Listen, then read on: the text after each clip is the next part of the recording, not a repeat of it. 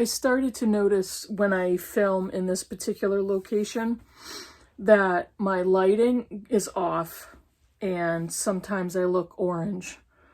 So if I start to look like an Oompa Loompa all of a sudden, that's why. It's because the lighting coming in the... You don't care.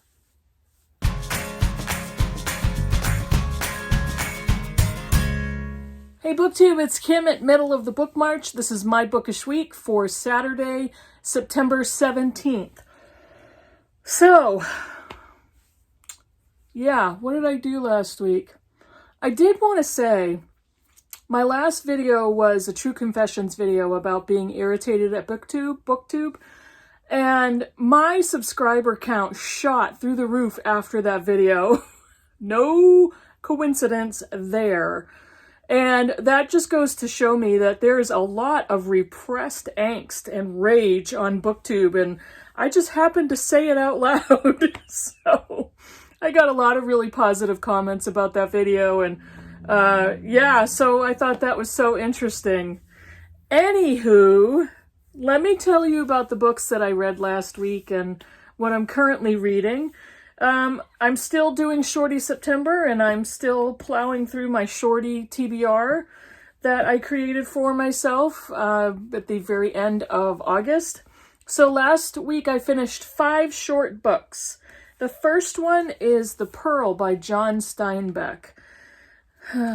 Typically I really love John Steinbeck's writing, and this isn't an exception as far as the writing, but the book itself was just meh for me. This is a very simplified Steinbeck retelling of a Mexican legend about a seagull egg-sized pearl that is discovered by a poor Mexican oyster diver. And in its simplest form, it is the moralistic tale of what greed does to people. And, you know, this thing is super short. 87 pages. I don't know. It was okay. It didn't teach me anything new. There was a little tiny bit of a story of a plot, and it was just that. It was tiny. It was all right. I mean, it's Steinbeck, so I like the writing. But it's very lecture-y, it's very, you know, this is what greed does to people, and consumerism is bad, and capitalism is bad, and, you know, finding a windfall of something of value does not cure poverty, and sometimes it can make people behave badly, or it can even affect poor people badly. Well, no kidding, but... So it got really preachy, and it's like, it wasn't that creatively done. So yeah, meh. Now this one, okay, don't kick me off of BookTube or anything. I'm taking a chance. I read Nella Larsen's Passing, and this is in a compilation of other stories, and Passing I think is about 100 pages. 104 pages in my volume. This was okay. I didn't love it. And this story is beloved on BookTube. I love the concept. I don't think I love the execution. This is the story of Irene and Claire, who were childhood friends. And Claire is passing as a white woman, even to her husband, who believes she is white, and he is a racist, so he would never condone being married to a black woman. And they also have a daughter together who also is passing as white and has no idea that she is mixed race child. And Irene is the other friend in the pair who is a black woman and is living as a black woman. She is married and has 2 sons, and Claire suddenly comes back into Irene's life and starts to forge that connection and encourage a deeper friendship. And Irene is conflicted because, you know, she knows Claire's secret, that Claire is a black woman who is passing and living as a white woman. How is she going to keep this secret? Should she keep this secret? What does she do about it? how does she deal with her resentment and her anger over this secret? And ultimately, what does that say about Black people in general? What does she need to cover up for the sake of her friend? And so that is a really fascinating analysis of a personal analysis and a cultural analysis, a race analysis. But it was okay. It was too short to get deep enough for me. And that's typically what happens with short stories or with novellas for me. I really do love long books. So this one was good. The writing I thought was okay. It was fine. But I didn't love passing. And again, I really loved the idea of it, the concept of it. Now, I just said that I don't, usually love short stories, but I did read a very short story collection. See, I can see myself going orange, flickering back and forth. I read Bezoar and Other Unsettling Stories by Guadalupe Nettle, translated from the Spanish by Suzanne Jill Levine. This is, I showed you this before. I love the picture on that cover. It's almost like a skeletal dragonfly. But I did really enjoy this story collection. There's only a few in here. It's a very short book. There are 6 short stories in here. And the entire book is only 108 pages. But it says unsettling stories. They're not scary or even creepy. They're kind of not even shocking. They're kind of like, oh, that's interesting. Or the things that she chose to write about, oh, that's a different idea. Or, she kind of brings up thoughts that people may have in a passing way. Things that we often think about that we would never admit to. That's the kind of stuff that's in these stories. And I really enjoyed it. There's one or two that weren't as successful as the other ones. But on the whole, I gave this 4 stars on Goodreads. I thought it was good. And the translations seemed to be excellent. I really enjoyed the writing style. But it's, it was good. I actually I would recommend this short story, the short story collection, because I enjoyed that one. And maybe because it was so short, maybe that's one of the reasons I did like it as much as I did. When I get a longer short story collection, I start to get impatient. And I start to get kind of bored with, okay, I want to get deeper into a story. I want a longer book, that type of thing. This one, I really enjoyed this one. This is Great Granny Webster by Caroline Blackwood. And this was really good. This is an NYRB edition. I really enjoyed this one. Great Granny Webster is a crotchety old matriarch of this family. Her great-granddaughter is sent to live with her after an illness. And so she stays with Great Granny Webster for a couple of months or a summer. And the only thing that Great Granny Webster does is sit in a straight-backed chair most of the day. She does take a walk during the day, but she sits in a silent house. And her great-granddaughter is, needs to entertain herself and needs to keep quiet, only speak when spoken to. But eventually she kind of grows to enjoy being in Great Granny Webster's company, even after she's sent home. And there's a lot of kind of story about how the other members of the family interact with Great Granny Webster.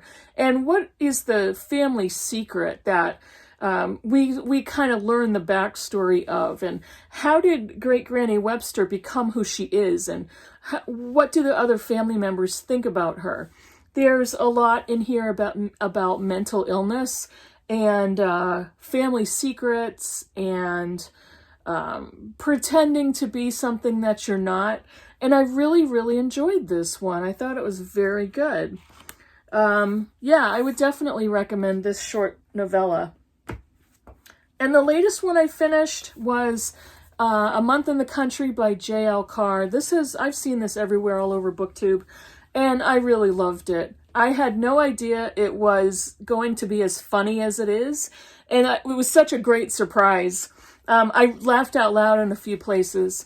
This is the story of Tom Birkin, who it's after World War I, and he has come back from the war, He has kind of a certain level of PTSD. He has a facial tic and a stammer or a stutter, and he comes into this very tiny English village to clean up and restore a painting that is on the wall of a very old little English chapel in the country.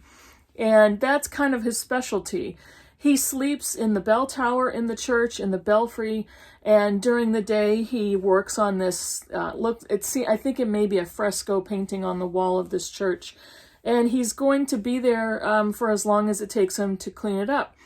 The chaplain of this church, or the minister, really did not want to hire him, doesn't really want him to be there in his church, but there are executors for the church who are going to give it quite a large sum of money, and they've told the minister that they will only give him the money if he gets this young man over there and pays him. I think he's going to get £25 right after World War I. That was okay. It was an okay amount of money. But that's the only reason the minister agreed to let this young man into the church to restore this painting. Tom Birkin meets a cast of characters, and including a young 14-year-old daughter of the local station master. He becomes very close and friendly with the station master's family, goes over for Sunday family dinners. He becomes close to another worker on the church grounds who is looking for ancient bones of a, centuries old community member and maybe former parishioner. And so there's humor everywhere throughout this book. I absolutely loved the writing. I loved the simplicity of this English country village. I loved the sense of community. There were certain parts of it I'm like, what does that mean? And I would go to Google because there are a lot of, old English terms in here that I just was not familiar with. But after getting my bearings, I really loved this book. It's everything that people say it is. It is charming and hilarious and artistically written and heartbreaking at times. It's excellent. I really loved it. So those are the 5 I finished. My pile of shorties is getting smaller, which is awesome for me because those are books coming right off my shelf, and I really love getting books read from my shelf. So I've got a few more. What am I currently reading? I am currently reading on my Kindle a book called Don't Call Me Crazy, 33 Essays Talking About Mental Health, and it is edited by Kelly Jensen. So far, this is really good. This is actually marketed as a children's book or a young person's book, but I wouldn't let a child read this. It's a little too mature. There's some mature language in there, but it would be excellent for a teenager or a young adult, and it's excellent. It's different essays written by many different types of people, some of them who their names are either noticeable or famous. So far it's really good. I'm really enjoying that. This one is Properties of Thirst by Marianne Wiggins. I am reading this for my book group, and we were going to meet Friday the 16th, but we pushed it out a week because it's not a short book. And some of us were like, we need a little more time for this one. So I'm currently reading that. I think I'm about 2/3 done with this one. So I'll have a review on that next week. And another one for shorties, for one of the shorties, is The Hound of the Baskervilles by Sherlock Holmes. Sir Arthur Conan Doyle writing about Sherlock Holmes and this mystery, The Hound of the Baskervilles. I'm really enjoying this one. This is my first Sherlock Holmes I've ever read. And that is it for me. Oh, this is the first day that I haven't put my air conditioner or my fan on while I've been filming. It's kind of in the low 70s here, and the nights have been really cool, and I am loving it.